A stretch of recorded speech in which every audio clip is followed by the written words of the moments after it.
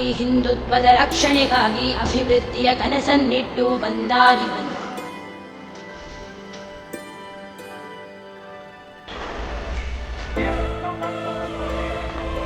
ಸಂಘಟನಾ ಚತುರಾನಿವನು, ಯುವಕರ ಕಣ್ಮಣಿ.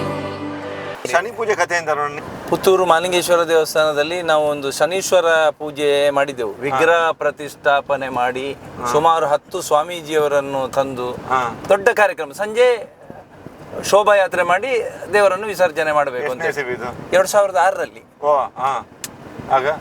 ಆ ಟೈಮಲ್ಲಿ ಮಧ್ಯಾಹ್ನ ವಿಪರೀತ ಜನ, ಒಂದು 50,000 ಜನರಿಗೆ ಸಂತರ್ಪಣೆ ಆಗಿದೆ. ಸಂಜೆ ಶೋಭಾಯಾತ್ರೆಯ ಟೈಮಿಗೆ ಇವರು ಪ್ರೀ ಪ್ಲಾನ್ ಆಗಿ ಅದನ್ನ ಮಾಡಲಿಕ್ಕೆ ಬಿಡಬಾರ್ದು ಅನ್ನುವಂಥ ದೃಷ್ಟಿಕೋನದಿಂದ ನಮ್ಮವರೇ ಕೆಲಸ ಮಾಡಿದರು. ಅದು ಸಂಘಟನೆ ಗಟ್ಟಿ ಆಗ್ತದೆ, ಶೈನ್ ಆಗ್ತೀರಿ ಒಂದೇ ಒಂದು ಕಾರಣಕ್ಕೆ. ಸಂಜೆ ಅಲ್ಲಿ ನಮ್ಮ ಉಪ್ಪಿನಂಗಡಿ ಲಾಡ್ಜಿಂಗ್ ಅಲ್ಲಿ ಕೂತು ಎನ್ಕೌಂಟ್ರಿಗೆ ಆರ್ಡರ್ ಕೊಟ್ಟರು. ಯಾರನ್ನ ಎನ್ಕೌಂಟರ್ ಮಾಡ್ಬೇಕು? ನಮ್ಮನ್ನು ಮಾಡ್ಲಿಕ್ಕೆ. ಹಾಗೆ ಮಾಡ್ಲಿಕ್ಕೆ ಆಗ್ತದಂತೇಳಿ ಅವತ್ತು ಸಾಬೀತು ಮಾಡ್ಲಿಕ್ಕೆ ಹೊರಟ್ರು ಅಂತ. ಸಂಜೆ ಶೋಭಾಯಾತ್ರೆ ತೆಗಿಬೇಕನ್ನುವಂತ ಪ್ರಶ್ನೆಗಳು ಬಂದಾಗ 3 ಗಂಟೆ ನಂತರ ಇಡೀ ಡಿಪಾರ್ಟ್ಮೆಂಟ್ ಒಂದು 10 ಬಸ್ ಎಲ್ಲ ತರಿಸಿದ್ರು, ಪೊಲೀಸ್ ಬಸ್ಸು. ಇವರೆಲ್ಲ ಪ್ಲಾನ್ ಮಾಡಿದ್ದಾರೆ. ಮಾಡಿ ಜೋರಾಯ್ತು. ಲಾಸ್ಟಿಗೆ ಪರ್ಮಿಷನ್ ಇಲ್ಲ, ಮೆರವಣಿಗೆಗೆ ಆಸ್ಪದ ಕೊಡುದಿಲ್ಲ ಅಂತ ಹೇಳಿ ಆಯ್ತು. ನಾವು ಮೆರವಣಿಗೆ ಮಾಡಿ ವಿಸರ್ಜನೆ ಮಾಡ್ಲೇಬೇಕಲ್ಲ, ಅದಕ್ಕೆ ನಾವು ಅದು ಪಟ್ಟು ಹಿಡಿದೆವು. ಪಟ್ಟು ಹಿಡಿದು ಇವರು ಬಿಡ್ಲಿಲ್ಲ. ನಾವು ಅದಕ್ಕೆ ಹೈಕೋರ್ಟ್ ಇಂದ ಪೊಲೀಸರು ಅದರ ಹಿಂದೆ ಬೇರೆ ಬೇರೆ ಶಕ್ತಿಗಳು ಇದ್ದವು. ಹಾಗೆ ನಾವು ಹೈಕೋರ್ಟ್ ಇಂದ ಅದನ್ನ ಪರ್ಮಿಷನ್ ತಂದು ಸೋಮವಾರದ ದಿವಸ ಇನ್ನು ಮಾಡೋದು ಅಂತ ಹೇಳಿ ಅದರ ಬಗ್ಗೆ ಯೋಚನೆ ಮಾಡಿದೆವು. ಸುಮಾರು 6:30 ಗಂಟೆ ಆಗುವಾಗ 5-6 ಬಸ್ಸು ಬಂತು, ಭಜನೆ ಆಗ್ತಾ ಇತ್ತು. ಲೈಟ್ ಆಫ್ ಮಾಡಿ ಲಾಠಿ ಚಾರ್ಜ್ ಮಾಡಿದ್ರು. ಲೈಟ್ ಇಡೀ ಪೆಂಡಾಲಿದ್ದು ಲೈಟ್ ಆಫ್ ಮಾಡಿದ್ರು, ಲಾಠಿ ಚಾರ್ಜ್ ಮಾಡಿದ್ರು. ಹೌದು ಅಲ್ಲ, ಎನ್ಕೌಂಟರ್ ಅಲ್ಲಿ ಆ ಟೈಮಲ್ಲಿ ಮಾಡುದು ಅಂತ ಹೇಳಿ ಅವರು ಲಾಠಿ ಚಾರ್ಜ್ ಮಾಡಿಸಿದ್ದು. ಸಿಕ್ಕಾಬಟ್ಟೆ ಜನರದ್ದು, ಅನೇಕ ಮಹಿಳೆಯರದ್ದು ಕರಿಮಣಿ ಸಮೇತ ಬಿತ್ತೋಯ್ತು. ಎಲ್ಲಿವರೆಗೆ ಅಂದ್ರೆ 6-7 ಕಿಲೋಮೀಟರ್ನವರೆಗೆ ಓಡಿಸಿಕೊಂಡು ಹೊಡೆದಿದ್ದಾರೆ. ಸಿಕ್ಕಾಬಟ್ಟೆ ಇಡೀ ಏನೆಲ್ಲ ಆಗಿ ಗವರ್ಮೆಂಟ್ ಯಾರ್ದು ಅವತ್ತು? JDS ಮತ್ತು BJP ಇತ್ತು. ನಿಮ್ದೇ ಗವರ್ಮೆಂಟ್? ಹೌದು. ನಾವು ಆ ಟೈಮಲ್ಲಿ ಈ ಇನ್ಸಿಡೆಂಟ್ ಆಗುದ ಮೊದಲು ನನಗೆ ರವಿಶತಂತ್ರಿಗಳು ಅಲ್ಲಿ ಬರ್ಲಿಕ್ಕೆ ಹೇಳಿದ್ರು. ನಾವು ಹೈಕೋರ್ಟ್ ಇದ್ದು ಮಾತಾಡ್ಲಿಕ್ಕೆ ನಾನು ಅಲ್ಲಿಗೆ ಹೋಗಿದ್ದೆ, ಬೆಂಗಳೂರಿಗೆ. ರವಿಶತಂತ್ರಿಗಳಲ್ಲಿಗೆ ಮುಟ್ಟುವಾಗ ನಾನು ಕುಂಟಾರು ತಂತ್ರಿಗಳು ಅವರೇ ಪ್ರತಿಷ್ಠೆ ಮಾಡಿದ್ದು. ಅವರು ಅಲ್ಲ, ನೆಕ್ಸ್ಟ್ ನಾವು ಹೈಕೋರ್ಟ್ ಇಂದ ಪರ್ಮಿಷನ್ ತಗೊಂಡು ಇದು ಮಾಡೋದು ಅಂತೇಳಿ. ಇವರು ಸಿಕ್ಕಾಬಟ್ಟೆ ಇಲ್ಲಿ ಲಾಠಿ ಚಾರ್ಜ್ ಆಯ್ತು. ನಾನು ಅಲ್ಲಿಗೆ ಮುಟ್ಟುವಾಗ ಇಲ್ಲಿ ಲಾಠಿ ಚಾರ್ಜ್ ಆಗಿ ಓಡಿಸಿ ಏನೆಲ್ಲ ಆಗಿದೆ. ಒಂದು 100-200 ವೆಹಿಕಲ್ ಅನ್ನು ಎಳೆದುಕೊಂಡು ಹೋಗಿ ಅಲ್ಲಿ ಸ್ಟೇಷನ್ ಅಲ್ಲಿ ಆಗಿರು. ಒಂದು 10-25 ಜನರನ್ನು ಅರೆಸ್ಟ್ ಮಾಡಿದ್ರು. ಸಿಕ್ಕಿದವರಿಗೆ ಲಾಠಿ ಚಾರ್ಜ್ ಜೀವಮಾನದಲ್ಲಿ ಪೆಟ್ಟು ತಿನ್ನಲು ನಮ್ಮನ್ನು ಹೊಡೆದಿದ್ದಾರೆ. ಎಲ್ಲ ಬೇರೆ ದಿಕ್ಕಿಂದ ಕಳಿಸಿ ಒಂದು 5-6 ಬಸ್ಸು ಪೊಲೀಸ್ ಎಲ್ಲ ಬಂದಿದೆ. ಮತ್ತೆ ರಾತ್ರಿ 4 ಗಂಟೆಗೆ ಪೂಜೆಯವರ ಮನೆಗೆ ನುಗ್ಗಿ ಅವರಿಗೆ ಬೆದರಿಸಿ ಅವರನ್ನು ತಂದು ಈ ಶನಿಯನ್ನು ವಿಸರ್ಜನೆ ಮಾಡಿದ್ರು, ಮೂರ್ತಿಯನ್ನು ತಂದು. ಅದು ಎಲ್ಲಿ ಆ ಬಾವಿಗೆ ಹಾಕಿದ, ಆ ಬಾವಿಗೆ ಅದು ಹಾಕಿದ ಸಮಸ್ಯೆಯಾಗಿ ಸುಮಾರು 25 ಲಕ್ಷ ರೂಪಾಯಿ ಖರ್ಚು ಮಾಡಿ ವೆಂಕಟರಮಣ ದೇವಸ್ಥಾನದವರು ಅದಕ್ಕೆ ಪ್ರಾಯಶ್ಚಿತ ಮಾಡಿದ್ದಾರೆ. ಅದು ಪೂರ್ಣ ಆಗ್ಲಿಲ್ಲ. ರಾತ್ರಿ ಇವರನ್ನು ಬೆದರಿಸಿ, ಯಾರು ಪೂಜೆಯವರನ್ನು ಬೆದರಿಸಿ ದೂಡಿಕೊಂಡು ಬಂದು ಅಲ್ಲಿಗೆ ಹಾಕಿದ್ರು ಗಾಡಿಯಲ್ಲಿ. ಅದು ಭಯಂಕರ ಇನ್ಸಿಡೆಂಟ್. ಆ ಟೈಮಲ್ಲಿ ಇದೆಲ್ಲ ಇರಲಿಲ್ಲ. ಈ ಸಾಮಾಜಿಕ ಜಾಲತಾಣ ಇದ್ರೆ ಅದು ನ್ಯಾಷನಲ್ ನ್ಯೂಸ್, ಅದರಲ್ಲಿ ಮಾತಾಡುವಾಗಿಲ್ಲ. ಒಂದು 80-90 ಜನ ಬಳ್ಳಾರಿ ಜೈಲಿಗೆ ಹಾಕಿದ್ರು. ನಮ್ಮವರು ಎಲ್ಲ ಕಾರ್ಯಕರ್ತರು. ಅದು ಪೊಲೀಸ್ನವರ ಮೇಲೆ ಇದು ಅಂತೇಳಿ ಮಾಡಿದ್ರು. ನಿಮ್ಮ ಪರವಾಗಿ ವಕೀಲರು ಯಾರು? ನಮ್ಮ ಪರವಾಗಿ ಇವರಿದ್ರು, ನರಸಿಂಹರು ಇದ್ರು, ಬೇರೆ ಬೇರೆ ವಕೀಲರು ಇದ್ರು. ಮತ್ತೆ ಹೈಕೋರ್ಟ್ ಅಲ್ಲಿ ಇವ್ರಿಗೆ ಪದಕಣ್ಣ ನಾಯರ್ ಅಂತ ಹೇಳಿದ್ರು, ಅವರು ಇದು ಮಾಡಿದ್ರು. ಆಮೇಲೆ ಒಂದು 25 ದಿವಸ ನಾನು ಹೊರಗಿದ್ದೆ. ನಮ್ಮನ್ನು ಎನ್ಕೌಂಟರ್ ಮಾಡ್ಲಿಕ್ಕೆ ಮೈಸೂರುವರೆಗೆ ಬಂದ್ರು, ನನ್ನ ಅಕ್ಕನ ಮನೆಯವರೆಗೆ. ಅಲ್ಲಿಂದ ನಾನು ತಿರುಪತಿಗೆ ಹೋದೆ. ತಿರುಪತಿವರೆಗೆ ಮುಟ್ಟಿದ್ರು. ಅಲ್ಲಿಂದ ನಾನು ಬೇರೆ ದಿಕ್ಕಿಗೆ ಹೋದೆ. ಅಲ್ಲಿ ಮೊಬೈಲ್ ಆಫ್ ಮಾಡಿ ಬೇರೆ ಹೋದೆ. ಇಂಡಿಯಾ ಒಳಗೆ. ಅಲ್ಲಿ ತಿರುಪತಿಯಲ್ಲಿ ಹೋಗಿ ನಾವು ಒಂದು ನಂಬರ್ ಬೇಕು ಅಂತೇಳಿ ಆನ್ ಮಾಡಿದೆವು. ಅಲ್ಲಿವರೆಗೆ ಬಂದ್ರು. ನಮ್ಮ ಮನೆಯವರನ್ನು, ನಮ್ಮ ಸಂಬಂಧಿಕರನ್ನು ಎಲ್ಲರನ್ನು ಸ್ಟೇಷನ್ಗೆ ಹಾಕಿದ್ರು. ಮೈಸೂರಲ್ಲಿ, ಬೆಂಗಳೂರಲ್ಲಿ ಇರುವವರನ್ನು ಎಲ್ಲರನ್ನು. ಮದುವೆ ಆಗಿ ಒಂದು 6 ತಿಂಗಳಾಗಿರ್ಬೋದು. ಅಲ್ಲ, ಎಲ್ರು ಅದು ಎನ್ಕೌಂಟರ್ ಆಗಿದೆ ಅಂತೇಳಿ ಹೇಳಿದ್ರು. ನಾನು ಅದರಲ್ಲಿ ಇದ್ದೇನೆ ಅಂತೇಳಿ ಇವರು ತಲೆಯಲ್ಲಿ, ಪೆಂಡಲ್ ಅಡಿಯಲ್ಲಿ ಇದ್ದೇನೆ ಅಂತೇಳಿ ಇವರು ಡಿಪಾರ್ಟ್ಮೆಂಟ್ ನವರ ತಲೆಯಲ್ಲಿ. ಅದಕ್ಕೆ ಅವರು ಲೈಟ್ ಆಫ್ ಮಾಡಿ ಲಾಠಿ ಚಾರ್ಜ್ ಮಾಡಿದ್ರು. ಇಲ್ಲಿ ವಿದ್ಯಾಶಂಕರ್ ಅಂತೇಳಿ ಒಬ್ಬರು ಸರ್ಕಲ್ ಇನ್ಸ್ಪೆಕ್ಟರ್ ಇದ್ರು. ಸಿಕ್ಕಿದ ಎಲ್ಲಿವರೆಗೆ ನಮ್ಮ ಮನೆಯವರೆಗೆ ಓಡಿಸಿಕೊಂಡು ಹೊಡೆದಿದ್ದಾರೆ. ಕಾರ್ಯಕರ್ತರನ್ನು ಎಲ್ರಿಗೂ ಪೆಟ್ಟೆ ಅಂತ ಮಾತಾಡ್ಲಿಕ್ಕೆ ಇಲ್ಲ. ಈಗ ಈ ಕಾರ್ಯಕ್ರಮ ಜವಾಬ್ದಾರಿ ಯಾವ ಸಂಘಟನೆ ತಗೊಂಡಿದ್ದು? ನಾವು ಮಾಡಿಕೊಂಡಿದ್ದು, ನಾನೇ ನೇತೃತ್ವ ತಗೊಂಡಿದ್ದು. ಸಂಘಟನೆ ಪ್ರಮುಖ ರೀತಿಗೆ ಪ್ರತಿಭಟನೆ ಮಾಡಲಿಲ್ಲ, ಈ ತರ ತಪ್ಪು ಹೇಳಿ ಹಿರಿಯರು ಯಾರು ಮಾಡಲಿಲ್ಲ. ಸ್ವಾಮೀಜಿ ಅವರೆಲ್ಲ ಇವ್ರ ಹತ್ರ ಪರಿಪರಿಯಾಗಿ ಹೇಳಿದ್ರು ಅದನ್ನು ಮಾಡಿ ಮುಗಿಸಿಬೇಡಿ ಅಂತೇಳಿ. ಆಮೇಲೆ ನಿಮಗೆ ಇಲ್ಲಿ ವಾತಾವರಣ ತಿಳಿಯಾಯ್ತು ಅಂತ ಯಾವಾಗ ಗೊತ್ತಾಯ್ತು? ನಾವೇ ಹೈಕೋರ್ಟ್ ಅಲ್ಲಿ ಇದು ಮಾಡಿಕೊಂಡು ಬಂದದ್ದು, ಜಾಮೀನು ಮಾಡಿಕೊಂಡು ಸರೆಂಡರ್ ಆದದ್ದು. ನಿಮಗೆ ವಾರೆಂಟ್ ಇತ್ತ? ಆಯ್ತು. ನಿಮ್ಮಲ್ಲಿ ಎಷ್ಟು ಕೇಸ್ ಇದೆ? 36 ಕೇಸ್ ಇತ್ತು, ಎಲ್ಲ ಮುಗೀತು. ಈಗ ಪುನಃ ಒಂದು 4-5 ಆಯ್ತು. ಈಗ ಮೊನ್ನೆ ಒಂದು ನಮ್ಮ ಸುರೇಶ್ ಡಾಕ್ಟರ್ ಅಲ್ಲಿ ಒಂದು ಕಿರಿಕಿರಿ ಆಯ್ತು, ಅವರಿಗೆ ಇದು ಮಾಡ್ಲಿಕ್ಕೆ ಹೋಗಿ ಅದೊಂದು ಕೇಸ್ ಆಯ್ತು, ಗೋ ಹತ್ಯೆ. ಅದೊಂದು ಅವರ ಮಿಸಸ್ ಗವರ್ಮೆಂಟ್ ಡಾಕ್ಟರ್ ಅಲ್ಲಿ ಕೆಲಸ, ಗವರ್ಮೆಂಟ್ ಹಾಸ್ಪಿಟಲ್ ಕೆಲಸ ಮಾಡ್ತಾ ಇರೋದು. ಅಲ್ಲಿಗೆ ಒಬ್ಬ ಬಂದು ಸ್ವಲ್ಪ ಕಿರಿಕಿರಿ ಮಾಡಿದ್ದಕ್ಕೆ ನಾವು ಹೋರಾಟ ಎಲ್ಲ ಮಾಡಿದ್ದೆವು, ಸ್ಟ್ರೈಕ್ ಎಲ್ಲ. ಅದಕ್ಕೆ ಕೇಸ್ ಆಯ್ತು ನಿಮ್ಮ ಮೇಲೆ. ಹೌದು, ಇದು ರಸ್ತೆ ತಡೆ ಮಾಡಿದೆವು, ಇದು ಮಾಡಿದೆವು. ಸೆಕ್ಷನ್ ಅಲ್ಲಿ ಸ್ಟೇಷನ್ ಅಲ್ಲಿ ಹಾಕುದು. ಮತ್ತೊಂದು ಸುಹಾಸ್ ಶೆಟ್ಟಿ ಇಲ್ಲಪ್ಪ, ಕೆಲವು ನಾನ್ ಬೇಲೇಬಲ್ ಸೆಕ್ಷನ್ ಹಾಕಿದ್ರು. ಸುಹಾಸ್ ಮರ್ಡರ್ ಕೇಸಲ್ಲಿ ನಾವು ಬಂದ್ ಮಾಡಿಸಿದ್ವಿ ಅಂತೇಳಿ ಆಯ್ತು. ಆಮೇಲೆ ಹೌದೌದು. ಮತ್ತೊಂದು ಗೋ ಹತ್ಯೆಯ ವಿರುದ್ಧ ಆಯ್ತು. ಈ ರೀತಿ ಈಗ ಮೊನ್ನೆ ಹೊಸ ಗವರ್ಮೆಂಟ್ ಬಂದ ವೇಳೆ ಪುನಃ ಒಂದು 4-5 ಮಾಡಿ ಕೇಸ್ ಇದೆ. ಏನಿಲ್ಲ, 36 ಕೇಸು ಬಿದ್ದೋಗಿದೆ. ಏನಿಲ್ಲ, ಕೋರ್ಟಿಗೆ ಹೋಗುದು ದೊಡ್ಡ ಕೆಲಸ ಬಿಟ್ರೆ ಬೇರೆ ಮತ್ತೆ ಅದರಲ್ಲಿ ಸತ್ಯಾಸತ್ಯ ಯಾವುದ್ರಲ್ಲಿ ಇಲ್ಲ. ಎಲ್ಲ ಪುತ್ತೂರು ಕೋಟೆ, ಮಂಗಳೂರು ಕೋಟೆ, ಯಾವ ಕೋರ್ಟ್ ಇಲ್ಲ? ಪುತ್ತೂರು ಕೋಟೆ. ನಿಮಗೆ ಈಗ ಸುತ್ತ ಇರ್ತೀರ ಒಂದ್ಸತಿ ಕೋರ್ಟಿಗೆ ಹೋದ್ರೆ ಆಯ್ತು. ಅಷ್ಟೇ. ವಕೀಲರು ಇದ್ದಾರೆ, ಒಂದು 4-5 ಜನ ಇದ್ದಾರೆ ನಮ್ಮ ಸಂಘಟನೆಯವರು ಇದ್ದಾರೆ. ಒಂದು ಕಾನೂನು ಬಗ್ಗೆ, ಪೊಲೀಸ್ ಬಗ್ಗೆ, ಇದ್ರ ಬಗ್ಗೆ ನಿಮ್ಗೆ ಒಳ್ಳೆ ನಾಲೆಜ್ ಬಂದಿದೆ, ಹೊರಟ ಒಂದು ಅವೇರ್ನೆಸ್ ಇದೆ, ಒಂದು ಭಯ ಆಗುದಿಲ್ಲ. ಸ್ಟೇಷನ್ ಇಂದ ಫೋನ್ ಬಂತು ಅಂತ ಹೇಳಿದ್ರೆ ನಿಮಗೆ ಅನಿಸ್ತದೆ ಏನಿಲ್ಲ ಅಂತ ಬರ್ತೇನೆ ಹೇಳ್ತೀರ ಅಷ್ಟೇ. ಕೋರ್ಟಿನ ಸಮನ್ಸ್ ಬಂತು ಅಂತ ಹೇಳಿದ್ರೆ ಯಾವಾಗಂತ ವಕೀಲರು ಇದ್ದಾರೆ. ಜನಸಾಮಾನ್ಯ ಭಾಳ ಎದುರು ಬಿಡ್ತಾರಲ್ಲ ಪೊಲೀಸಿಂದ. ನಮಗೆಲ್ಲ ಅದು ವಿಷಯವೇ ಇಲ್ಲ ಅಂತ. ಅದೊಂದು ನೋವು ಉಂಟಾ? ಶನಿ ಪೂಜೆ ಸರಿ ಆಗ್ಲಿಲ್ಲ ಹೇಳಿ ಆ ಟೈಮ್? ಉಂಟು ಖಂಡಿತ. ಅದು ಅರ್ಥದಲ್ಲಿ ಅದೆಲ್ಲ ಶಾಸ್ತ್ರೋಕ್ತವಾಗಿ ಆಗ್ಲಿಲ್ಲ ಅಲ್ಲ. ಈಗ ಅದ್ರ ಇನ್ನೊಂದು ಪ್ಲಾನ್ ಉಂಟು ಶನಿ ಪುನಃ ಮೂರ್ತಿ ಮಾಡಿ ಪ್ರತಿಷ್ಠೆ ಮಾಡಿ ಆಮೇಲೆ ಒಂದು ಮೆರವಣಿಗೆ ಮಾಡಿ ಅದನ್ನ ವಿಸರ್ಜನೆ ಮಾಡ್ಬೇಕಲ್ಲ. ಈಗ ನಿಮ್ಗೆ ಆಗಿಗಿಂತ ಹೆಚ್ಚು ಶಕ್ತಿ ಈಗ ಉಂಟು. ಶಕ್ತಿ ಈಗ ಜನರಿಗೆ ಒಮ್ಮೆ ಅದು ಮುಗಿಬೇಕು ಅಂತ ಹೇಳಿ ಆಗಿದೆ, ಪುತ್ತೂರಿನವರಿಗೆ ಅದೊಂದು ಸರಿಯಾಗಬೇಕು ಅಂತ. ಅಂದ್ರೆ ಏನು ಶನಿ ಬಿಡ್ಬೇಕು ಹೇಳಿ? ಹೌದೌದು, ಒಮ್ಮೆ ಅದು ಮಾಡಿದ್ದು ಸರಿಯಾಗ್ಲಿಲ್ಲ ಅಲ್ಲ. ಓಕೆ.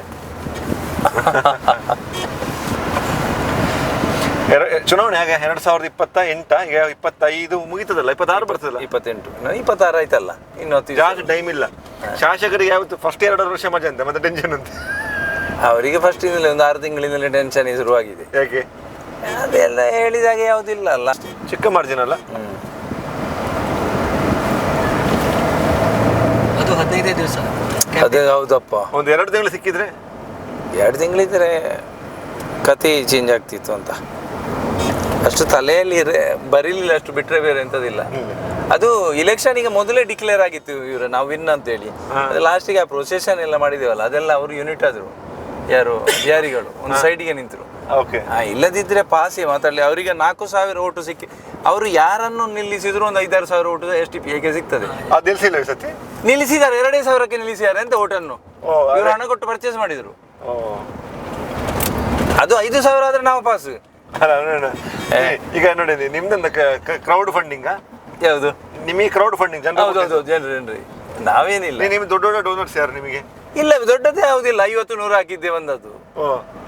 ಒಂದು ಓಟ್, ಒಂದು ನೋಟು. ಒಂದು ನೋಟು. ಇವರು ಹೋದ ಕಡೆ ಎಲ್ಲ ನಾನು ನೋಡಿದಾಗೆ ಪ್ರಶಾಂತಣ್ಣ, ಪ್ರತಿಯೊಬ್ಬರ ಮನೆಯಲ್ಲಿ ಪ್ರತಿಯೊಬ್ಬರ ಹೆಸರು ಗೊತ್ತು ಅಲ್ಲ. 3 ಗಂಟೆ ಎಂತ, ನಾವು 3 ಗಂಟೆಗೆಲ್ಲ ಮೀಟಿಂಗ್ ಮಾಡ್ತಾ ಇದ್ದೆವು. 400-500 ಜನ ರಾತ್ರಿ 3 ಗಂಟೆಗೆ.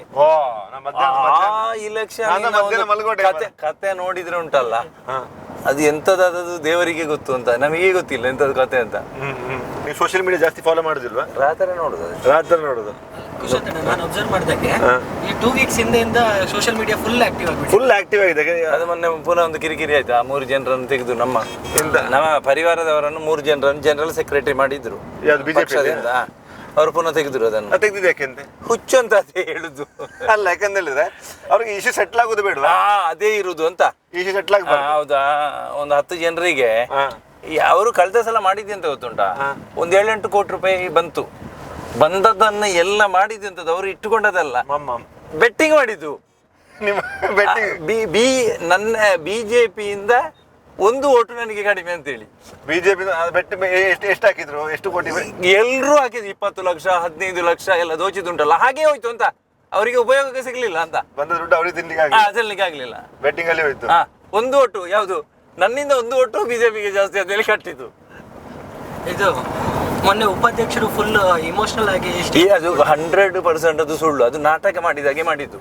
ನೋಡಿ, ಅವರು 25,000 ನಮ್ಮ ಇದಕ್ಕೆ ಪೂಜೆಗೆ ಕೊಟ್ಟಿದ್ದಾರೆ, ಶ್ರೀನಿವಾಸ ಕಲ್ಯಾಣಕ್ಕೆ. ಅವರಿಗೆ ಆಮಂತ್ರಣ ಕೊಂಡೋಗಿ ಮನೆಗೆ ಕೊಟ್ಟಿದ್ದಾರೆ. ಇದು ಕಾರ್ಯಕ್ರಮದಲ್ಲಿ ಒಂದು ಬ್ಲ್ಯಾಕ್ ಡಾಟ್ ಆಗಬೇಕು ಅನ್ನುವ ಕಾರಣಕ್ಕೆ ಇವರನ್ನು ಹಿಡಿದುಕೊಂಡು ಬಂದು ಇವರು ನಾಟಕ ಮಾಡಿದ್ದು. ಅಲ್ಲಿ ಗಲಾಟೆ ಮಾಡ್ಲಿಕ್ಕೆ ಆಗ್ಲಿಲ್ಲ, ಜನದ ಎದುರಲ್ಲಿ ಗಲಾಟೆ ಮಾಡ್ಲಿಕ್ಕೆ ಆಗಿಲ್ಲ. ಇವರನ್ನು ಪುನಃ ಕರ್ಕೊಂಡು ಹೋಗ್ಲಿಕ್ಕೆ ಅಲ್ಲಿ ಜನ ಇರ್ಲಿಲ್ಲ. ಹಾಗೆ ಇವರು ಕಂಪ್ಲೀಟ್ ಆ ಪೂಜೆ ಮುಗಿಸಿ ಹೋದದ್ದು. ಶ್ರೀನಿವಾಸ ಕಲ್ಯಾಣದ್ದು ಪಟಾಕಿಯ ಇದರ ನಂತರ ಇವರು ಹೋದದ್ದು. ಅದು ಮರು ದಿವಸ ಹತ್ತದ್ದು. ಅದೇ ಅದು ಎಂತ ಗೊತ್ತುಂಟ, ಅಲ್ಲಿ ಯಾವುದು ಅವರಿಗೆ ದೂಡುವಂತದ್ದು, ಮಾರ್ತರಿಗೆ ಗೊಂದಲ ಮಾಡುವಂತದ್ದು ಯಾವುದಾಗ್ಲಿಲ್ಲ. ಅವರು ಯಾವುದಿಲ್ಲ. ಅವರು ಮೊದಲನ ದಿವಸ ಅವರಿಗೆ ಫೋನ್ ಮಾಡಿ ಹೇಳಿದ್ರು, ನಮ್ಮ ಮತ್ತು ಬಿಜೆಪಿಯ ನಡುವೆ ಆಚೆ ಇತ್ತಲ್ಲ, ನೀವು ಯಾಕೆ ಬಿಜೆಪಿಯಲ್ಲಿ ನಿಲ್ಲುದು ಅಂತ ಹೇಳಿ ಕಾರ್ಯಕರ್ತರು ಯಾರ ಫೋನ್ ಮಾಡಿದ್ರಂತೆ. ಆ ನೋವು ಇತ್ತು ಕಾರ್ಯಕರ್ತರಿಗೆ. ಇವರನ್ನು ಕರ್ಕೊಂಡು ಬಂದದ್ದು ನಮ್ಮ ಪದಾಧಿಕಾರಿಗಳೇ ಕರ್ಕೊಂಡು ಬಂದದ್ದು ಅಂತ ಹೇಳಿ ಪೂಜೆಗೆ ಅಲ್ಲಿ ಕೆಳಗಡೆ. ಅದೆಲ್ಲ ಕಂಪ್ಲೀಟ್ ನೋಡಿದ್ದಾರೆ ನೀವು. ಅವರ ಎಲ್ಲ ಉಂಟು ವಿಡಿಯೋಸ್ ಎಲ್ಲ. ಅವರ ಹೆಂಡತಿಗೆ ನಾನು ನಮಸ್ಕಾರ ಕೊಟ್ಟಿದ್ದೇನೆ ಸ್ಟೇಜಿಂದಲೇ, ಅದು ಉಂಟು. ಇದು ಇವರು ಬಿಜೆಪಿ ಅವರು ಸೇರಿಕೊಂಡು ಇದೆಲ್ಲ ನಾಟಕ ಮಾಡಿದಾಗೆ ಮಾಡಿದ್ವಿ. ಏನಾದ್ರೂ ಒಂದು ಸಮಸ್ಯೆ ಆಗುವ ಯಾರನ್ನು ಹೋಗಬೇಡಿ ಅಂತ ಹೇಳಿದ್ದಾರೆ. ದೇವರ ದೇಹದಲ್ಲಿ ಎಲ್ಲ ಬಿಜೆಪಿ ಅವರು ಬಂದಿದ್ದಾರೆ. ಹೇಳಿದವರು ಬಿಟ್ರೆ ಸಂಘ ಮತ್ತು ಬಿಜೆಪಿ ಅವರು ಯಾರು ಹೋಗಬಾರದು ಅಂತ ಹೇಳಿ ಫಾರ್ಮನ್ನು ಹೊರಡಿಸಿದ್ದಾರೆ ವಾಟ್ಸ್ಆಪ್ ಅಲ್ಲಿ. ಯಾರು ಹೋಗಬೇಡಿ ಅಂತ ಹೇಳಿ ಇವರು ಬಾಯಿಂದ ಬಾಯಿಗೆ ಎಲ್ರು ಬಂದಿದ್ದಾರೆ. ನಾವು ಮಂಗಳ ನಿಧಿ 1 ಲಕ್ಷ ಕೊಡ್ಬೇಕು ಅಂತ ಹೇಳಿ ರೆಡಿ ಮಾಡಿದ್ದೆವು ಸಂಘಕ್ಕೆ. ಮದುವೆಯ ಕಾರ್ಯಕ್ರಮಕ್ಕೆ ಒಂದು ಮಂಗಳ ನಿಧಿ ಒಪ್ಪಿಸುವಂತದ್ದು ಉಂಟು ಸಂಘದ ಇದಕ್ಕೆ. ಅದನ್ನು ತಗೊಳ್ಳಿಕ್ಕೆ ಬರ್ಲಿಲ್ಲ. ಯಾಕಂತೆ ಯಾರ ಹತ್ರ ಕೇಳುದು ಯಾಕೆ ಅಂತ ಮಾಡಿದ ಇನ್ವಿಟೇಷನ್ ಉಂಟಲ್ಲ ಅದರಲ್ಲಿ ನೋಡಿ ಅಂತೆ. ಅದರಲ್ಲಿ ಸಂಘ ಶತಾಬ್ದಿ ಹೆಸರು ಇರುವುದು ದೊಡ್ಡ ಇನ್ವಿಟೇಷನ್ ಉಂಟು. ಮೇನ್ ನೋಡಿ, ಅದಲ್ಲ ಅದು ದೊಡ್ಡದು ಉಂಟಾ? ಅದಲ್ಲ, ಇದು ಕರೆಕ್ಟ್. ಹಿಂದೆ ನೋಡಿ, ಶ್ರೀನಿವಾಸ ಕಲ್ಯಾಣ. ನೀವು ಸೋಷಿಯಲ್ ಮೀಡಿಯಾ ಯಾರು ಹ್ಯಾಂಡಲ್ ಮಾಡೋದು? ಇದ್ದಾರೆ ಹುಡುಗರು ಅಂದ್ರೆ ಅವರು ಇಲ್ಲಿಂದನಾ ಬೆಂಗಳೂರಿಂದನಾ ವೃತ್ತಿಪರರ? ಇಲ್ಲಪ್ಪ, ಹೀಗೆ ಸಾಮಾನ್ಯ ಕಾರ್ಯಕ್ರಮ. ಇನ್ನೊಂದು ಇಂಪಾರ್ಟೆಂಟ್ ಕ್ವಶನ್, ಮೊನ್ನೆ ಇದಾಯ್ತಲ್ಲ ಅಟಲ್ಜಿ ಕಾರ್ಯಕ್ರಮ, ಅದಕ್ಕೆ ನಿಮ್ಗೆ ಆಮಂತ್ರಣ ಸಿಕ್ಕಿತ್ತ? ಇಲ್ಲ ಕೊಟ್ಟಿಲ್ಲ. ನಾವು ಅಟಲ್ ಬಿಹಾರಿ ವಾಜಪೇಯಿ ಅವರ ಜನ್ಮ ಶತಾಬ್ದಿಯ ನಿಮಿತ್ತ ನಾವು ಪಾಣಾಜಿಯಲ್ಲಿ ಒಂದು ಮನೆ ಮಾಡಿದ್ವಿ. 1.25 ಲಕ್ಷ ರೂಪಾಯಿ ಖರ್ಚು ಮಾಡಿ ಮನೆ ಕಟ್ಟಿಕೊಟ್ಟೆವು ಪಾಪದವರಿಗೆ. ಆ ಕಾರ್ಯಕ್ರಮಕ್ಕೆ ಸಂಘದವರು ಬಂದ್ರು ಅನ್ನುವ ಕಾರಣಕ್ಕೆ ಅವರನ್ನು ಜವಾಬ್ದಾರಿಯಿಂದ ತೆಗಿಬೇಕು ಮತ್ತು ಅವರಿಗೆ ಹೇಳುವಂಥದ್ದು ಎಲ್ಲ ಬಿಟ್ಟಿದ್ದಾರೆ. ಈ ರೀತಿಯ ಮನಸ್ಥಿತಿ ಅಂತ ಅಲ್ಲೇ ಎಲ್ಲ ಬಿಜೆಪಿಗರು ಬಂದಿದ್ದಾರೆ. ಇದು ಒಟ್ಟಾರೆಯಾಗಿ ಸರಿಯಾಗಬಾರದು ಅನ್ನುವಂಥದ್ದೇ ಮನಸ್ಥಿತಿ ಇವರದ್ದು ಇರುವಂತದ್ದು ಅಂತ. ಸರಿಯಾಗುವ ಕಾಣುದಿಲ್ಲ ಈ ವಾತಾವರಣ ನೋಡಿದ್ರೆ. ಗೊತ್ತಿಲ್ಲ, ಮತ್ತೆ ಆ ಕಾಲಕ್ಕೆ ಯಾವ್ದಾಗಬೇಕಾದ್ರೆ ಆಗ್ತದೆ ಅಲ್ಲ. ದೊಡ್ಡ ಸಂಗತಿ ಏನಿಲ್ಲ ಅಂತ. ಇದು ನಮ್ಮ ಮನೆ.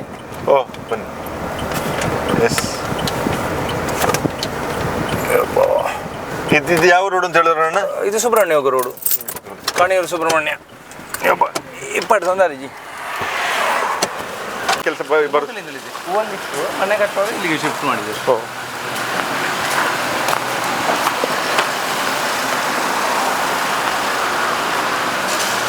ಏನು ಸಾರ್ವಜನಿಕ ಜೀವನದಲ್ಲಿ ನೀವೇ ಕಲಿತ ಪಾಠಗಳೇನು ನೋಡೋಣ? ಯಾವುದರಿಂದ? ಈ ಸಾರ್ವಜನಿಕ ಜೀವನದಲ್ಲಿ ಏನು ಪಾಠ ಕಲಿತ್ರಿ? ಸಮಾಜ ನಿಮ್ಗೇನು ಅನಿಸ್ತು? ಸುದೀರ್ಘ ಒಂದು 32 ವರ್ಷ ಅಂದ್ರೆ ದೊಡ್ಡ ಜೀವನವೇ. ಒಂದು ಗವರ್ಮೆಂಟ್ ಎಂಪ್ಲಾಯ್ ರಿಟೈರ್ಡ್ ಆಗೋ ಟೈಮ್ ಇದು. ಸಮಾಜದಲ್ಲಿರುವ ನೂರಾರು ಸಮಸ್ಯೆಗಳು ಏನು ಅನ್ನೋದನ್ನು ನಾನು ಅರ್ಥಕೊಂಡಿದ್ದೇನೆ. ವಿಶೇಷವಾಗಿ ಹಿಂದೂ ಸಮಾಜದ ಮುಂದೆ ಇರತಕ್ಕಂಥ ನೂರಾರು ಸವಾಲುಗಳು. ಏನು ದೊಡ್ಡ ಚಾಲೆಂಜ್ ಹಿಂದೂ ಸಮಾಜಕ್ಕೆ ಏನಿರೋದು? ಖಂಡಿತ ಒಂದು ಈಗ ಪ್ರಸ್ತುತ ಇರತಕ್ಕಂಥ ಲವ್ ಜಿಹಾದ್ನ ಸಮಸ್ಯೆಗಳು, ಇನ್ನೊಂದು ಗೋಹತ್ಯೆಯ ವಿರುದ್ಧ ನಡೆಯತಕ್ಕಂಥ ನೂರಾರು ಹೋರಾಟಗಳು, ಮತ್ತು ನಮ್ಮ ಧಾರ್ಮಿಕ ವ್ಯವಸ್ಥೆಗಳನ್ನು ಹಾಳು ಮಾಡುವುದಕ್ಕೆ ಇವತ್ತು ನಿರಂತರವಾಗಿ ನಡೆಯತಕ್ಕಂಥ ನೂರಾರು ಸಂಗತಿಗಳ ನಡುವೆ ಹಿಂದೂ ಸಮಾಜಕ್ಕೆ ಶಕ್ತಿಯನ್ನು ಕೊಡಬೇಕಾಗಿರ್ತಕ್ಕಂಥ ಅನಿವಾರ್ಯ ಕಾಲಘಟ್ಟದಲ್ಲಿ ಇವತ್ತು ಸಮಾಜ ಇದೆ. ಅರುಣ್, ಈಗ ನಾನು ಒಂದು ವಿಚಾರ ಹೇಳೋದು, ಈಗ ಈಗಿನ ಮಾಡರ್ನ್ ಇದರಲ್ಲಿ ಈಗ ನಂಗೆ ಅನ್ಸಂತ ಗೊತ್ತುಂಟಾ, ಶ್ರೀಮಂತರು ಖುಷಿ ಬಂದವ್ರನ್ನ ಮದುವೆ ಆಗ್ತಾರೆ. ಶ್ರೀಮಂತರಲ್ಲಿ ಹಿಂದೂಗಳು ಕ್ರಿಶ್ಚಿಯನ್ನ ಮದುವೆ ಆಗ್ತಾರೆ, ಶ್ರೀಮಂತರಲ್ಲಿ ಜಾತಿ ಇಲ್ಲ, ಬಡವರಿಗೆ ಹುಡುಗಿ ಸಿಕ್ಕಿರೋ ಸಾಕು ಮದುವೆ ಆಗ್ತಾರೆ. ಜಾತಿಯಲ್ಲಿ ಮದುವೆ ಆಗೋದು ಮಿಡಿಲ್ ಕ್ಲಾಸ್ ಅವರು. ಕರೆಕ್ಟ್ ಅಲ್ಲ, ನಿಮ್ಗೆ ಅನ್ಸೋಲ್ವಾ? ಖಂಡಿತ ಖಂಡಿತ. ಅಂದರೆ ಈಗ ನಾವು ಈಗ ಅಂದರೆ ಒಂದು ಹಿಂದೂ ಹೆಣ್ಣು ಮಗಳನ್ನು ಈ ಧರ್ಮದ ಹೆಸರಲ್ಲಿ ಅದಕ್ಕಾಗಿ ಮದುವೆ ಆಗುವುದು ಅಂದರೆ ನಾವು ವಿರೋಧ ಮಾಡಬೇಕು.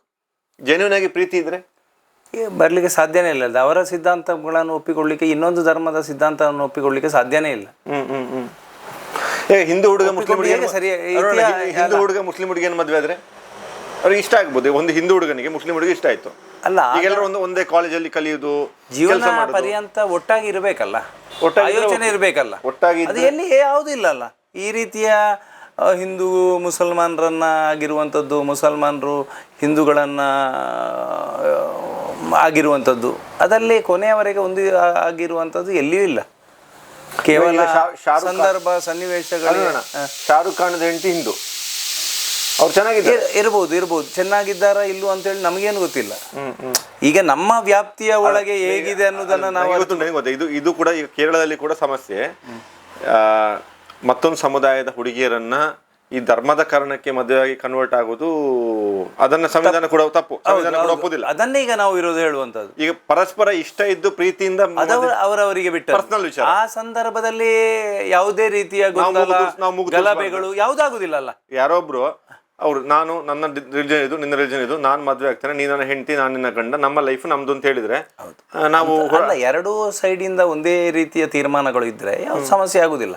ಈಗ ಬೇರೆ ಬೇರೆ ಸಂದರ್ಭಗಳಲ್ಲಿ ಬೇರೆ ಬೇರೆ ಆಮಿಷಗಳನ್ನು ಕೊಟ್ಟು ಈಗ ಮತಾಂತರ ಮಾಡುವಂಥದ್ದು, ಮತಾಂತರದ ನಂತರ ಅವರನ್ನು ಗಲ್ಫಿಗೆ ಮಾರುವಂಥದ್ದು, ಈ ರೀತಿಯ ಪ್ರಕ್ರಿಯೆಗಳಿಗೆ ವಿರೋಧ.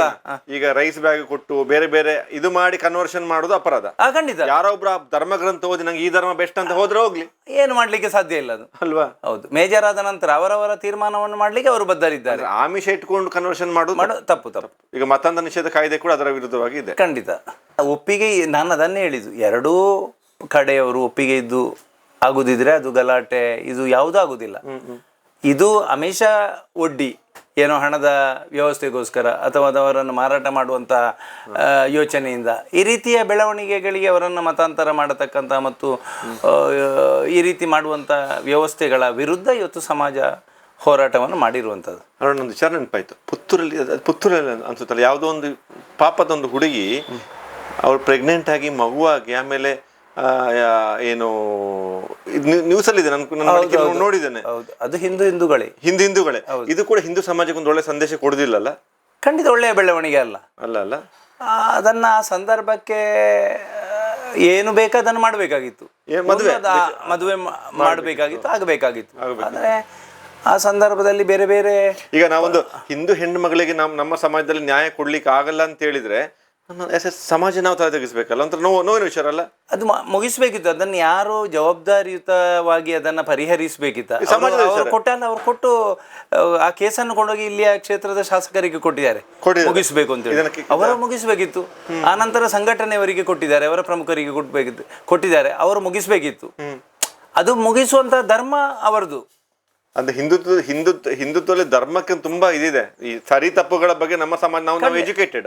ಯಾಕಂದ್ರೆ ಹಿಂದೂಗಳು ಯಾರನ್ನ ಬೇಕಾದ್ರೆ ಕ್ವಶನ್ ಮಾಡ್ಬೋದು.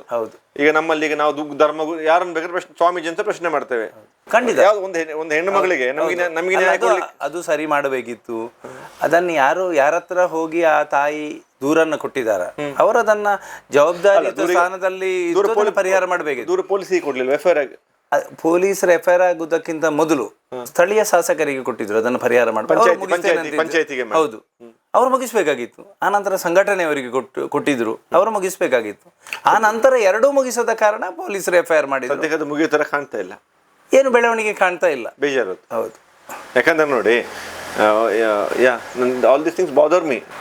ನೋಡೋಣ, ಕೊನೆಯದಾಗಿ ಏನು ಇದು, ಕೆಲವೊಮ್ಮೆ ಮಾತುಕತೆ ಆದಾಗ ಒಂದು ಫೀಲಿಂಗ್ ಇರ್ತದೆ, ನನಗೆ BJPಯಲ್ಲಿ ಜವಾಬ್ದಾರಿ ಕೊಡಿ ಅಂತ. ಆ ಥರ ಏನಾದ್ರು ಮಾತುಕತೆ ರೀಸೆಂಟಾಗಿ ಆಯ್ತಾ? ನನಗೆ ಜವಾಬ್ದಾರಿ ಬೇಕು ಅಂತ ಕೇಳಿದ್ರೆ ನೀವು? ನೋಡಿ, ಬೇರೆ ಸಮಾಜದಲ್ಲಿ ಬೇರೆ ಬೇರೆ ಪ್ರಶ್ನೆಗಳನ್ನು ಕೇಳುವವರಿದ್ದಾರೆ. ನಾವು ಯಾವತ್ತೂ ಕೂಡ ನಮಗೆ ಅಧಿಕಾರ ಕೊಡಿ ಅನ್ನುವಂಥದ್ದನ್ನು ಕೇಳಿದವರಲ್ಲ. ಕೇಳಿದರೆ ಯಾವಾಗ ಮಾಡ್ಬೋದಿತ್ತು. ನನಗೆ ಬೇರೆ ಬೇರೆ ನಾಯಕರದು ಪರಿಚಯ ಇದೆ, ಅವರ ಜೊತೆ ಸಂಬಂಧ ಇದೆ, ಮಾಡ್ಬೋದಿತ್ತು. ಆದರೆ ಆ ವ್ಯವಸ್ಥೆಯ ಒಳಗಡೆ ಯಾವುದು ಯಾರಿಗೆ ಕೊಡಬೇಕು ಅನ್ನುವಂಥದ್ದನ್ನು ನಿರ್ಣಯ ಮಾಡುವಂಥದ್ದು ಹಿರಿಯರಿಗೆ ಬಿಟ್ಟಿರುವಂಥದ್ದು. ಆ ಹಿನ್ನೆಲೆಯಲ್ಲಿ ಕಾರ್ಯಕರ್ತರ ಅಪೇಕ್ಷೆಗೆ ಅನುಗುಣವಾಗಿ ಕಳೆದ ಬಾರಿ ಚುನಾವಣೆಯಲ್ಲಿ ನಾನು ಸ್ಪರ್ಧೆ ಮಾಡಿದ್ದೆ. ಆ ನಂತರ ಇದು ಎರಡೂ ಒಂದಾಗಬೇಕು ಮತ್ತು ಹಿಂದೂ ಸಮಾಜಕ್ಕೆ ಒಂದು ಒಳ್ಳೆಯ ಸಂದೇಶವನ್ನು ಕೊಡಬೇಕು ಅನ್ನುವಂಥ ಯೋಚನೆ ಅಡಿಯಲ್ಲಿ ಹಿರಿಯರು ಮಾತುಕತೆಯನ್ನು ಮಾಡಿದರು. ಆ ಸೂಕ್ತ ಸ್ಥಾನಮಾನವನ್ನು ಕೊಡ್ತೇನೆ ಅನ್ನುವಂಥ ವಿಚಾರವನ್ನು ಅವರೇ ಮಂಡನೆ ಮಾಡಿರುವಂಥದ್ದು.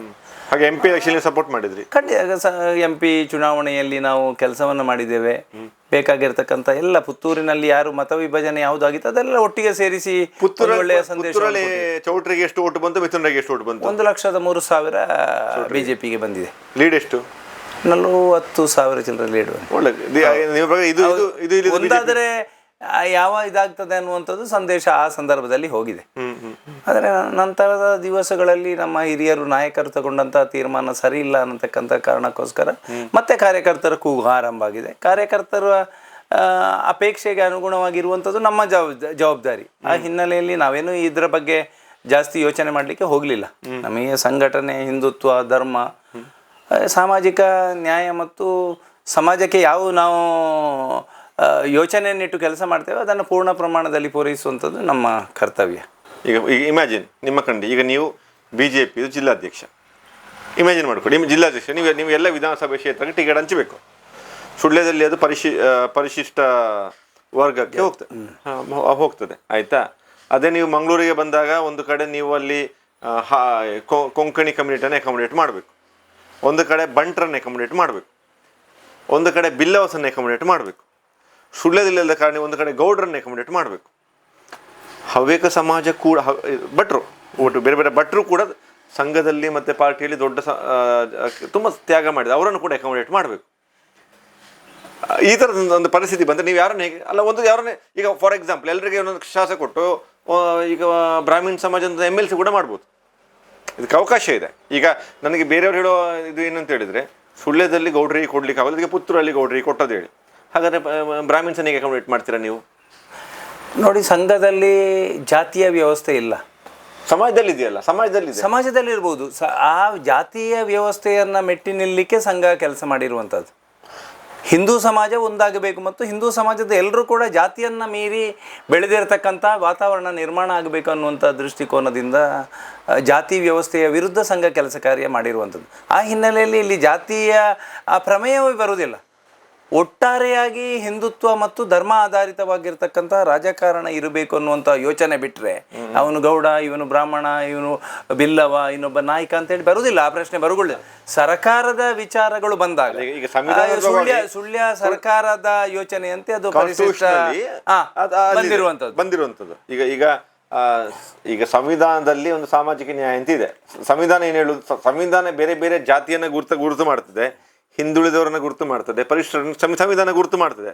ಅವರನ್ನು ಮುಂದೆ ತರಬೇಕು ಅಂತೇಳಿ ಅದು ಆ ಥರದ ವ್ಯವಸ್ಥೆ ದೇಶದಲ್ಲಿದೆ, ಅದಿದೆ.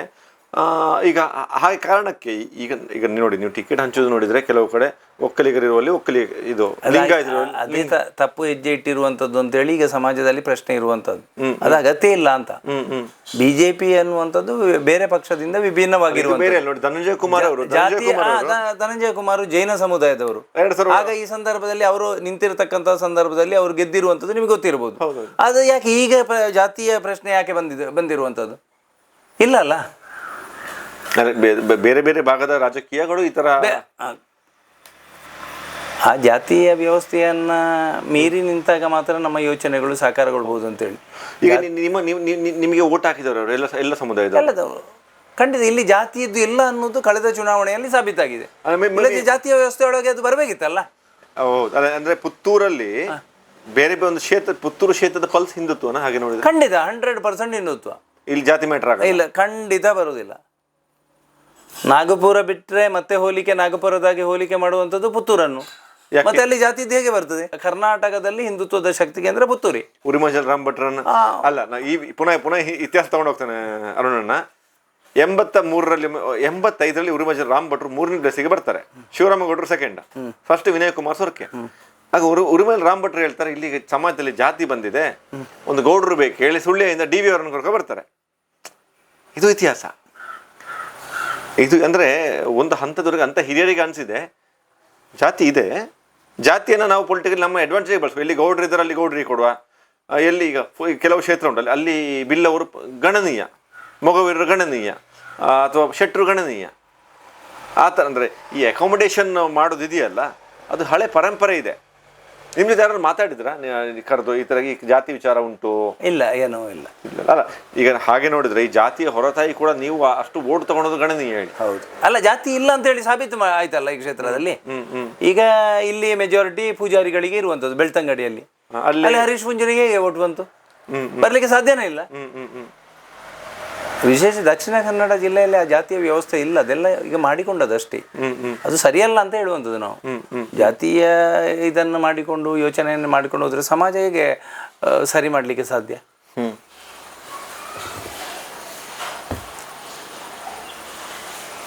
ಇವತ್ತೊಂದು ಆಲ್ಮೋಸ್ಟ್ ಎವ್ರಿ ಡೇ 20 ಕಾರ್ಯಕ್ರಮ ಇರ್ತದೆ.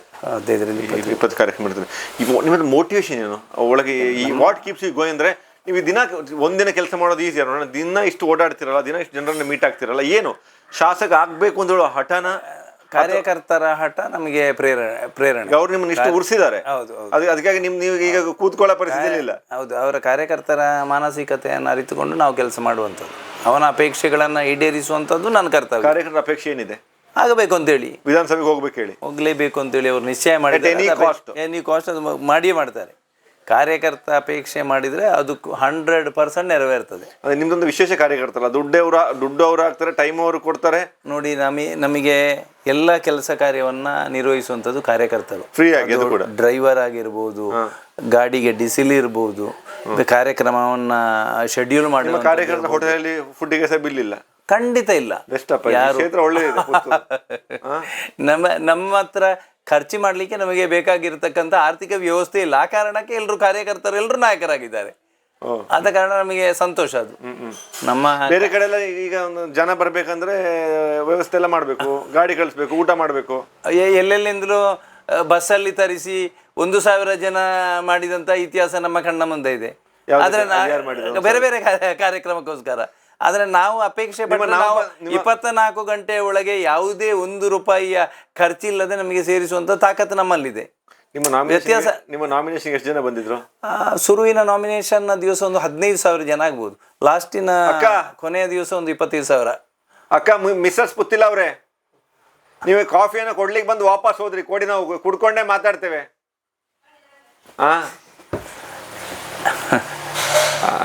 ಅದು ಕೊನೆಯ 25,000 ಜನ ಆಗ್ಬೋದು ಲಾಸ್ಟಿಂದು. ಇದಕ್ಕೆ ನಮ್ಮ ಕೊನೆಯದು ಮೆರವಣಿಗೆ ಐತಲ್ಲ, ಕೊನೆಯ ದಿವಸ ಪುತ್ತೂರು ಶೇಕ್ ಆಯ್ತಾ? ಎಲ್ಲ ಶೇಕ್ ಆಗಿ, ಅದು ನಾಮಿನೇಷನ್ ಆಗುವಾಗಲೇ ಶೇಕ್ ಆಗಿ ಹೋಗಿದೆ. ಅದು ಬಿಜೆಪಿ ನಾಮಿನೇಷನ್ ಇದ್ರು, ಅದು ಇದಕ್ಕೂ ಹೋಲಿಕೆ ಮಾಡ್ಲಿಕ್ಕೆ ಇಲ್ಲ ಅಂತ ಅಂದಾಜು. ನಾವು ಅದನ್ನು ನಮ್ಮ ಬಾಯಿಂದ ಯಾಕೆ ಹೇಳೋದು? ನಮ್ಮದೇ ಮಾತೃಪಕ್ಷ, ನಾವು ಕಾರ್ಯಕರ್ತರು ಅದರದ್ದೇ. ಆದ ಕಾರಣ ಅದು ಹೇಳುವಂಥದ್ದಿಲ್ಲ. ಒಂದು ಸಾಫ್ಟ್ ಕಾರ್ನರ್ ಇದೆ ಬಿಜೆಪಿ ಬಗ್ಗೆ ಒಳಗಡೆಯಿಂದ. ನಾವು ಬಿಜೆಪಿಯನ್ನು ಕಟ್ಟಿ ಬೆಳೆಸಿದವರೇ ನಾವು ಅಂತ. ಈಗ ನಮ್ಮ ಈ ಪಂಚಾಯತಲ್ಲಿ ಬಿಜೆಪಿ ಬರ್ಬೇಕಿದ್ರೆ ಅದಕ್ಕೆ ಶ್ರಮ ಪಟ್ಟಿದ್ದು ಏನು ಮಾಡಿದ್ದೇವೆ ಅಂತೇಳಿ ನಮಗೆ ಗೊತ್ತು ಅಂತ. ಅದಕ್ಕೆ ನಮಗೆ ನೋವಿದೆ. ಇದೇ ನಿಮ್ದು ವೀಕ್ನೆಸ್ ನಿಮಗೆ ಗೊತ್ತುಂಟು. ಅರುಣಣ್ಣ ಎಂಕ್ಲೆನ ಜನ ಎಲ್ಲಿ ಹೋಗಲ್ಲ, ಕಾಂಗ್ರೆಸ್ಗೆ ಹೋಗಲ್ಲ, ಆಗ ಇಲ್ಲೇ ಇರ್ತಾರೆ ಹೇಳಿ, ಅದೇ ವೀಕ್ನೆಸ್ ಅಲ್ವಾ? ಡೇ ವಿತ್ ಅರುಣ್ ಪುತ್ತಿಲ ಹೇಳಿ ಪ್ಲಾನ್ ಇದ್ರೆ ಮಧ್ಯಾಹ್ನ ಹೋಗ್ಲಿಕ್ಕೆ 9 ಗಂಟೆಯಿಂದ 5 ಗಂಟೆವರೆಗೆ ಇಲ್ಲೇ ಆಯ್ತಲ್ಲ. ಎಷ್ಟು ಕಾರ್ಯಕ್ರಮ ಹೋದ್ವಲ್ಲ, ಮದುವೆ, ಪೂಜೆ, ಗೃಹ ಪ್ರವೇಶ, ಒಂದೊಂದು ಕಡೆ ಒಂದೊಂದು ಐಟಮ್, ಒಂದು ಕಡೆ ಸ್ವೀಟ್, ಒಂದು ಕಡೆ ಪಾಯಸ, ಒಂದು ಕಡೆ ಪಲಾವ್, ಚೆನ್ನಾಗಿ ಆಯ್ತು. ಮತ್ತೊಂದು ಕಲ್ಲಡಕಲ್ಲಿ ಲಕ್ಷ್ಮೀ ಟೀ, ಅರುಣಣ್ಣನ ಮನೆಯಲ್ಲಿ ಕಾಫಿ. ಅರುಣಣ್ಣ, ಕೊನೆಯದಾಗಿ ನಿಮ್ಮ ಅಭಿಮಾನಿಗಳಿಗೆ, ನಿಮ್ಮ ಪರಿವಾರದವರಿಗೆ, ನಿಮ್ಮ ಕಾರ್ಯಕರ್ತರಿಗೆ ಏನು ಹೇಳಲಿಕ್ಕೆ ಬಯಸ್ತೀರಾ ನೀವು? ಒಂದು, ಈ ಮಣ್ಣಿನ ಋಣವನ್ನು ತೀರಿಸ್ತಕ್ಕಂಥ ಸಾಮಾಜಿಕ ಬದ್ಧತೆ ಕಾರ್ಯಕರ್ತರಲ್ಲಿ ಇರಬೇಕಾಗಿದೆ. ಹಲವಾರು ವರ್ಷಗಳ ಇತಿಹಾಸ ಪರಂಪರೆಯನ್ನು ಹೊಂದಿರತಕ್ಕಂಥ ನಮ್ಮ ದೇಶದ ಗೌರವ ಇನ್ನು ಜಗತ್ತಿಗೆ ಎತ್ತರಕ್ಕೆ ಕೊಂಡೊಯ್ಯಬೇಕಾಗಿರತಕ್ಕಂಥ ಜವಾಬ್ದಾರಿಯನ್ನು ಇವತ್ತು ಕಾರ್ಯಕರ್ತರು ತಗೊಳ್ಬೇಕು. ಒಂದು ಮಾತೃಭೂಮಿಯ ಋಣ ತೀರಿಸುವಂಥ ಕೆಲಸ ಮತ್ತು ನಮ್ಮ ಧರ್ಮವನ್ನು ರಕ್ಷಣೆ ಮಾಡಿದಾಗ ಮಾತ್ರ ನಮ್ಮ ಭಗವದ್ಧ್ವಜದ ಮೇಲಿನ ಗೌರವ ಇನ್ನಷ್ಟು ಎತ್ತರಕ್ಕೆ ಹೋಗಲಿಕ್ಕೆ ಸಾಧ್ಯ ಅನ್ನತಕ್ಕಂಥ ಯೋಚನೆಯ ನಡುವೆ ಯುವಕರೆಲ್ಲರೂ ಧರ್ಮ ಮತ್ತು ಹಿಂದುತ್ವದ ಪರವಾಗಿ ಕೆಲಸ ಮಾಡಿದಾಗ ನಾವೆಲ್ಲರ ಒಂದಾಗಿ ಒಟ್ಟಾಗಿರುವಂಥದ್ದು ಆ ಭಗವದ್ಧ್ವಜವನ್ನು ಗುರುವಾಗಿ ಸ್ವೀಕಾರ ಮಾಡಿದಂಥ ಕಾರಣಕ್ಕೋಸ್ಕರ ನಾವೆಲ್ಲ ಇವತ್ತು ಸಮಾಜದಲ್ಲಿ ಗೌರವವನ್ನು ಪಡೆದಿರುವಂಥದ್ದು ಮತ್ತು ಈ ರಾಷ್ಟ್ರದ ಗೌರವ ಹೆಚ್ಚಾಗಿರುವಂಥದ್ದು. ಆ ಹಿನ್ನೆಲೆಯಲ್ಲಿ ಸಂಘ ಶತಾಬ್ದಿಯ ವರ್ಷ, ಈ ಧರ್ಮ ಹಿಂದುತ್ವ ರಾಷ್ಟ್ರೀಯತೆಯ ವಿಚಾರಕ್ಕೋಸ್ಕರ ಸಾವಿರಾರು ಮಂದಿಯ ಬಲಿದಾನ ಆಗಿರುವಂಥದ್ದು ನಮ್ಮ ಕಣ್ಣ ಮುಂದೆ ಇದೆ. ಅದು ರಾಮ ಮಂದಿರದ ಹೋರಾಟದಲ್ಲಿರ್ಬೋದು. ಈ ರೀತಿಯ ಬೇರೆ ಬೇರೆ ವ್ಯವಸ್ಥೆಗಳ ನಮ್ಮ ಅಸ್ಮಿತೆಯ ಪ್ರಶ್ನೆ ಬಂದಾಗ ಆ ಶಕ್ತಿ ಕೊಟ್ಟಿರ್ತಕ್ಕಂಥ ಸಂಘ ಶತಾಬ್ದಿಯ ವರ್ಷ ಇಡೀ ಸಮಾಜ ಒಂದಾಗುವಂಥ, ಹಿಂದೂ ಸಮಾಜ ಒಂದಾಗಿ ಒಟ್ಟಾಗಿ ಆಗುವಂಥ ಬೆಳವಣಿಗೆ ಆದಾಗ ಮಾತ್ರ ಸಂಘ ಶತಾಬ್ದಿಯ ವರ್ಷ ಇತಿಹಾಸ ಪುಟದಲ್ಲಿ ಸೇರಿ ಹೋಗ್ತದೆ ಮತ್ತು ನಮ್ಮ ಆ ಇತಿಹಾಸ ಪರಂಪರೆಗೆ ಇನ್ನಷ್ಟು ಮೌಲ್ಯಗಳು ಹೆಚ್ಚಾಗಿ ಜಗತ್ತಿನಲ್ಲಿ ಭಾರತ ವಿಶ್ವವಂದ್ಯ ಆಗಬೇಕು ಅಂತಕ್ಕಂಥ ಕನಸು ಈಡೇರಿತದೆ ಅಂತ. ನೀವು ಇಂಡೈರೆಕ್ಟ್ಲಿ ಇದೇ ಹೇಳ್ತಿದ್ದೀರಾ, ನಾನು ಕೂಡ ಹಿಂದೂ, ನಮ್ಮ ಸಂಘಟನೆ ಕೂಡ ಹಿಂದೂ ಪರಿವಾರ, ನಮ್ಮನ್ನು ಹೊರಗಿಟ್ಟದ್ದು ಈ ಶತಾಬ್ದಿ ತಪ್ಪು ಅಂತ ಹೇಳ್ತಾ ಇದ್ದೀರಾ. ನಾನು ಅದನ್ನು ತಾತ್ವಿಕವಾಗಿ ಅರ್ಥ ಮಾರ್ಮಿಕವಾಗಿ ಅದೇ ಸಂದೇಶ ಬರ್ತಾ ಉಂಟು, ಅರ್ಥ ಆಗುವವರಿಗೆ ಆಗ್ತದೆ ಅಷ್ಟೇ. On this note, a day with Arun Puthila comes to an end. ಇಡೀ ದಿನ ನಮ್ಗೆ ಕೊಟ್ಟಿದ್ದಾರೆ, ಇವ್ರ ಜೊತೆ ತಿರುಗಿದ್ದೀವಿ. ಅರುಣಣ್ಣ, thank you for your time. ತುಂಬ ಚೆನ್ನಾಗಿ ನಮ್ಮನ್ನು ನಡೆಸ್ಕೊಂಡ್ರಿ, ಭಾಳ ಖುಷಿ ಆಯ್ತು ಮಾರೆ. ನಾನು ಬರ್ಲಿಕ್ಕೆ ಮೊದಲು ನೀವು ನಿಜವಾಗಿ ಬ್ಯುಸಿ ಇದ್ದೀರ ಅರುಣಣ್ಣ. ತುಂಬ ಜನ ರಾಜಕಾರಣಿಗಳು ಬ್ಯುಸಿ ಥರ ಫೋರ್ಸ್ ಕೊಡ್ತಾರೆ, ಅವ್ರ ಮನೆಯಲ್ಲೇ ಇರ್ತಾರೆ. ನೀವು ಒಂದು ನಿಮಿಷ ಏನು ಇನ್ನೆಷ್ಟು ಕಾರ್ಯಕ್ರಮ ಉಂಟು ಕೋಲ ರಾತ್ರಿ ಇವತ್ತು? 4 ಹೋಗ್ಲಿಕ್ಕೆ ಇದೆ. ದಿನಕ್ಕೊಂದು 15-20 ಕಾರ್ಯಕ್ರಮ ನಾರ್ಮಲ್. ಒಂದು 3-4 ಡೆತ್ತಲ್ಲಿಗೆ ಹೋಗ್ಲಿಕ್ಕೆ ಇರ್ತದೆ. ಸಂಜೆ ಈಗ ಬೆಳಿಗ್ಗೆ ಪೂಜೆ ಆಯ್ತು, ಗೃಹ ಪ್ರವೇಶ ಆಯ್ತು, ಎಲ್ಲ ಸಂಜೆ ಸ್ವಲ್ಪ ಹುಷಾರಿದ್ದವರು ಇವರನ್ನೆಲ್ಲ ನೋಡ್ಲಿಕ್ಕೆ ಸಂಜೆ ಆಗುವಾಗ ಹೋಗ್ಬೇಕು. ಬೇರೆ ಬೇರೆ ಕಾರ್ಯಕ್ರಮಗಳು ಇರ್ತದೆ.